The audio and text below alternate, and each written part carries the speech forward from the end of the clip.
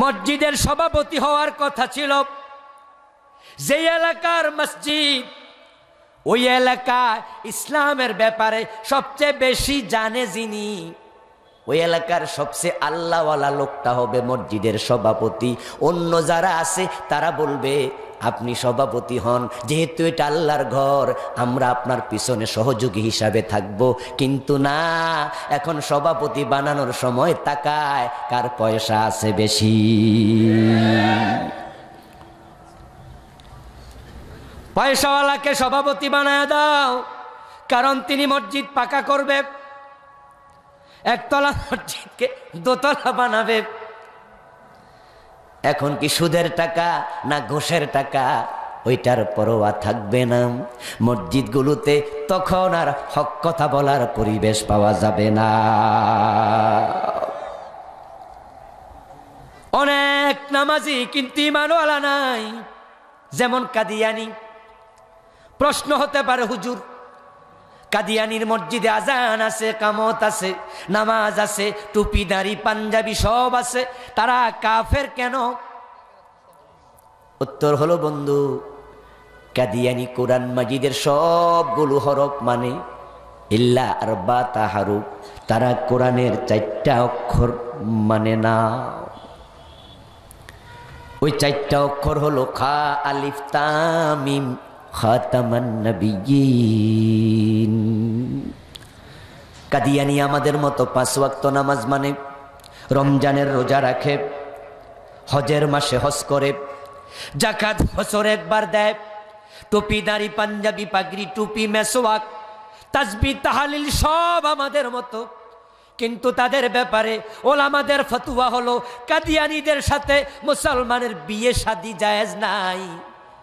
কাদিয়ানি মারা গেলে মুসলমানের কবরস্থানে দাফন করাও জায়েজ নাই। তারা কাফের, কারণ তারা বিশ্ব নবীকে বড় নবী মানে, বড় রাসূলও মানে, কিন্তু শেষ নবী মানে না। এই কোরআনে 4টা অক্ষর তারা মানে নাই, খা আলিফ তা মিম খাতামান নবিয়্যিন। কোরআনের 4 অক্ষর না মানার কারণে তারা কাফের।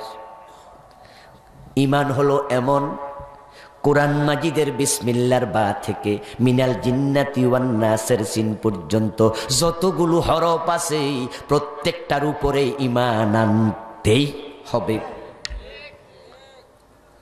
কাদিয়ানি 4 অক্ষর মানে না, হিন্দু বৌদ্ধ খ্রিস্টান কোরআনের 1 অক্ষরও মানে না।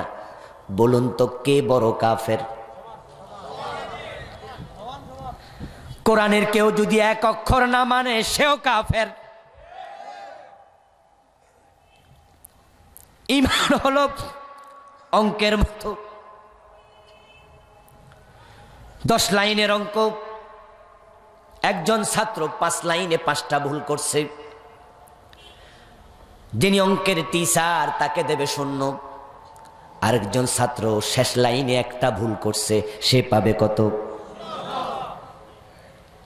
ছাত্র যদি অভিযোগ করে, স্যার আমি তো মাত্র 1টা ভুল করছি, সে তো 5টা করছে, ওরে 0 দিলে আমারে আপনি 0 দিবেন কেন? এটা কি জুলুম হইল না? স্যার বুঝাইয়া বলবে, এটা বাংলা অঙ্ক, ইংরেজি নয়, এটা অঙ্ক। সাবজেক্টটাই এমন।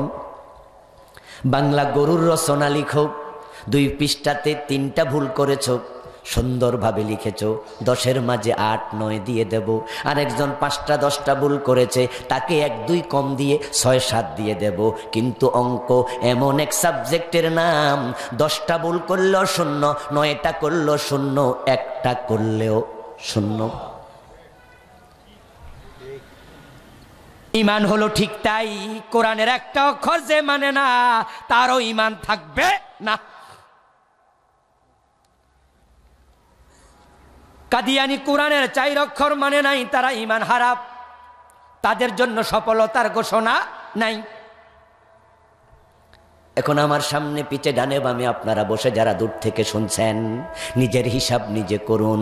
আল্লাহ না করুক যদি আপনার জীবনও কোরআনের কিছু আয়াত না মানার অবস্থা হয়, কিছু হরফ আপনিও না মানেন, কাদিয়ানির মতো একই হুকুমে আপনিও কাফের হয়ে যাবেন।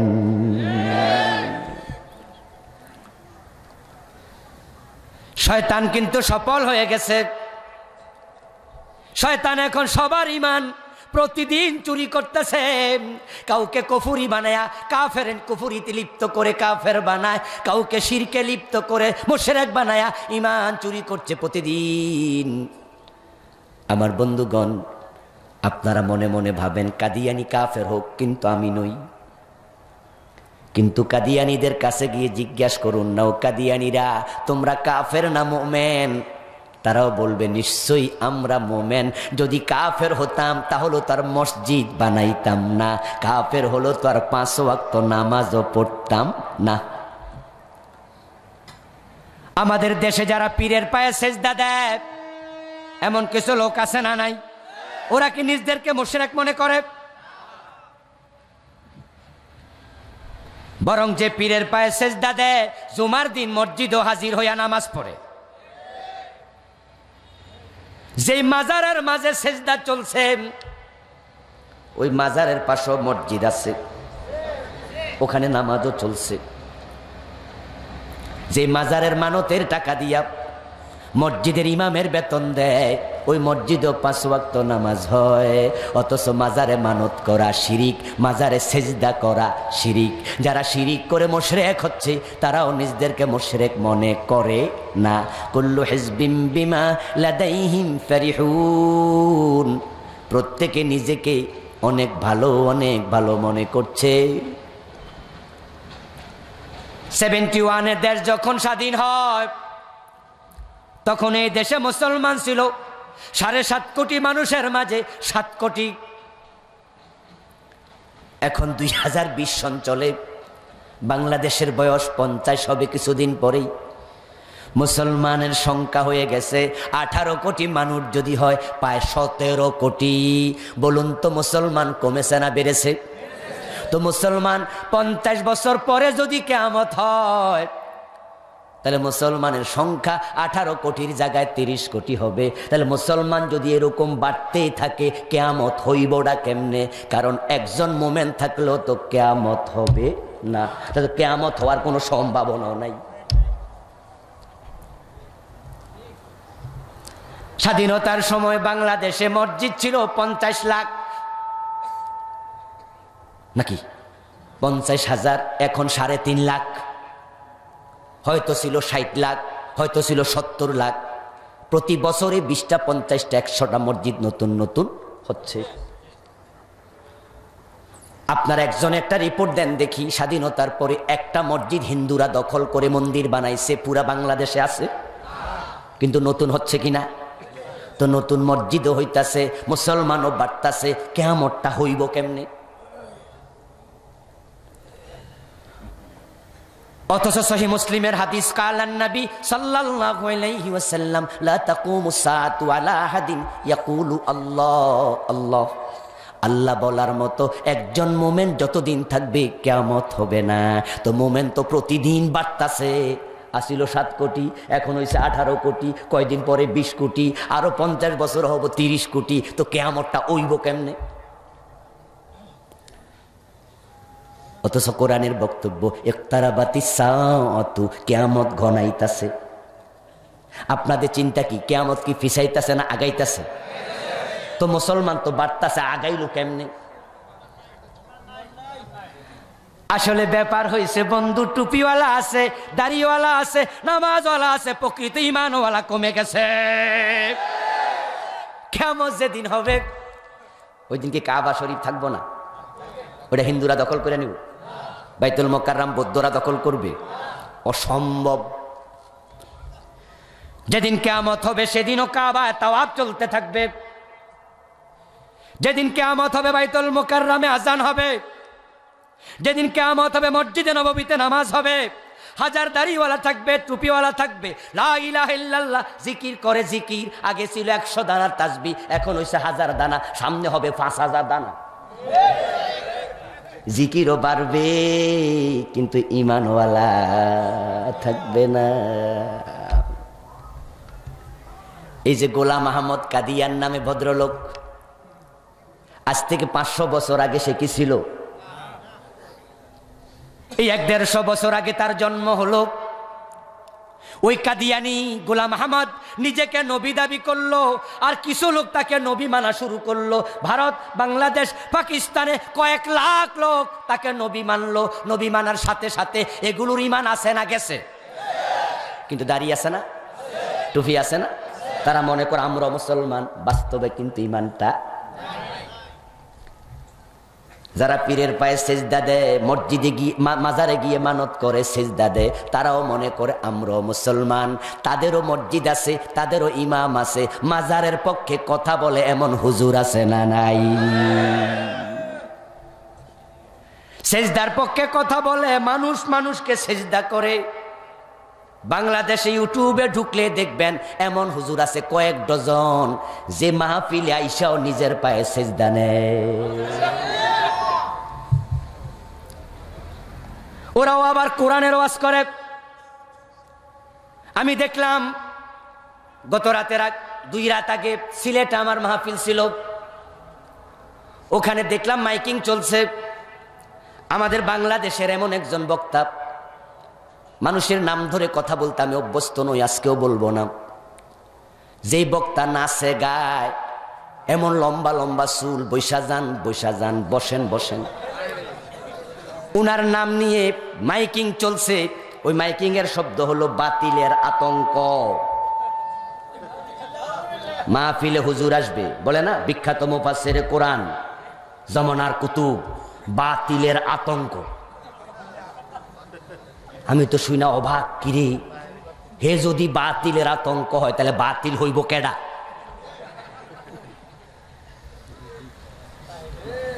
শিয়া বলেন, খারেজি বলেন, রাফিজি বলেন, জাবরিয়া বলেন, কাদরিয়া বলেন, মুতাজিলা বলেন, কুল্লু হিজবিন বিমা লাদাইহিম ফারিহুন। সবাই মনে করে আমি মুমিন, সবাই মনে করে আমি ভালো। মুমিন ঈমানওয়ালা সফল, তবে কাদিয়ানি কাফের তারা সফল নয়। একই মাসালা, যদি কোরআনের কিছু অক্ষর আপনি না মানেন, আপনিও কাফের। এমন কাফের এইখানেও আছে, আজকের মাহফিলও আছে, কিন্তু কে এটা আমি জানি না। আপনার মনের খবর আপনি জানেন। সাহেবুল বাইত আদরা বিমা ফি, বাড়ির মালিক জানে তার আলমারির কোন পকেটের মাঝে তার টাকা রেখেছে, স্বর্ণ রেখেছে, এটা অন্য জনে জানার কথা না। আপনার অন্তরের খবর আপনি জানেন, আর ঈমান থাকে অন্তরে। কোরআনের উপর বিশ্বাস আপনার আছে কিনা আপনি বিচার করুন। কাদিয়ানি 4 অক্ষর মানল না, কাফের হয়ে গেল। তারা মানুক আর না মানুক, তামাম পৃথিবীর আলেমের ফতুয়া তারা কাফের, কোনো সন্দেহ নাই। রাসূল বলছেন, আনা খাতামুন নবিয়্যিন ওয়ালা নাবিয়্যা বাদি, আনা খাতামুল আম্বিয়া ওয়ালা নাবিয়্যা বাদি, লাউ কানা বাদি নাবিয়্যা লাকানা উমর। বিশ্ব নবী বলছেন, আমি শেষ নবী, আমার কোন নবী আর নাই। কিন্তু 4 অক্ষর না মাইনা পেঁচে পইরা গেল। এখন আপনার কি খবর? আমি কোরআন থেকে বলছি। কোরআনে আল্লাহ তাআলা বলেন, আলা লাহুল খালকু ওয়াল আমরু। এখানে অক্ষর আছে 15টা। কয়টা? আলার মাঝে আছে 3টা, লাহুর মাঝে 2টা। কয়টা হলো? আল খালকুর মাঝে 5, ওয়াল আমরুর মাঝে আবার 5। মোট কয়টা হলো? এটা আল্লাহর কালাম, আল্লাহর কোরআনের আয়াত। আমি বানায়া বলি না, এখানে হাফেজ আছে, আলেম আছে। আলা লাহুল খালকু ওয়াল আমরু, 15টা অক্ষর। কাদিয়ানি 4টা মানে নাই, কাফের হয়ে গেল। এই 15টা যদি আপনি না মানেন, আপনি কি মোমেন? 4টা নামাই না কাফের, 15টা বাদ দিয়া মোমেন হইলেন কেমনে?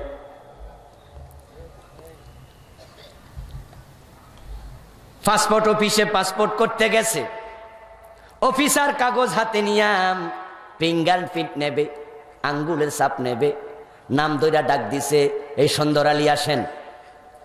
ডাকে না? সুন্দর আলী ঢুকছে, অফিসার তাকায় রইছে। ওই বেটা কই, কি চান? কয় আমনে রে। মানে? কই মিয়া আমনের মতো কালা মানুষ তো বাংলাদেশে দেখি নাই। এটা সুন্দর আলী হইলে হেডা হইব কি? আমার মা বাবা শখ কইরা নাম রাখছে, নাম আছে হাফেজ। দেখে দেখে কোরআনও পড়তে পারে না, আছে না নাই? নাম দিয়ে হবে না রে, কাম লাগবে। লাইনে দাঁড়াইছে, ব্যাংকে টাকা তুলবে। এক বেটা চেকের মাঝে লিখছে 10,000 টাকা নাই। ক্যাশিয়ার চেক হাতে নিয়ে কয়, কিরে ভাই টাকা নাই মানে কি? না থাকলে আইছেন কেন? কয় জি না স্যার, 10,000 তো আছে। কত নাই লিখছেন কেন? আমার আগের জন লিখছে 15 লক্ষ টাকা মাত্র। আমি ভাবছি 15 লাখ যদি মাত্র হয় 10,000।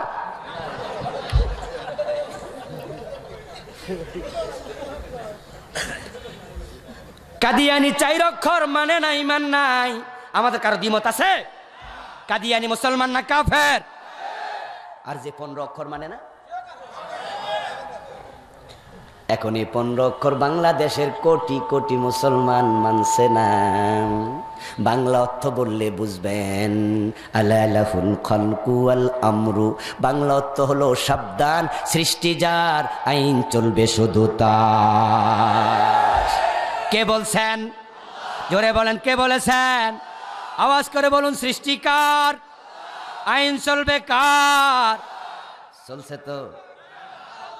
সৃষ্টি যার, আইন চলবে তার। আমরা তো 90% মুসলমান, আমরা দাবি করতেছি।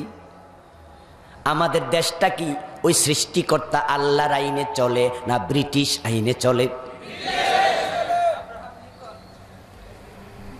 ও ভাইয়ারা আমার, ব্রিটিশ আইনে চলছে। 1757 খ্রিস্টাব্দে ফরাসির আম্রকাননে নবাব সিরাজউদ্দৌলার পতনের পর মুসলমানের হাতের ক্ষমতা খ্রিস্টানদের হাতে চলে গেছে। 1947 সনে দেশ বিভক্ত হলো। আবার আমরা পাকিস্তানের লোকেরা আমাদের হাতে এই ক্ষমতাটা পেলাম। মাঝখানে চলে গেছে 190 বছর। এই 190 বছর দেশ চালাইছে ব্রিটিশরা। ইসলামের যত আইন আছে, কোরআনের যত আইন ছিল, তারা সবগুলো কাইটটা দিছে। কোরআনের আইনে ছিল চোর ধরে হাত কেটে দাও। আপনারা মুসলমান হিসেবে একটু আওয়াজ করে বলুন তো, এই আইনটা কি মানুষের না আল্লাহর? ব্রিটিশরা কাইটা দিয়া দিল, চোর ধরে জেলে দাও। তো ব্রিটিশরা তো চলে গেছে 1947 সনে। এরপরও তো আর ব্রিটিশরা ক্ষমতায় আসে নাই। এখন চোর ধরে হাত কাটার আইনটা ঢুকানোর সুযোগ 90% মুসলমানের আছে না নাই?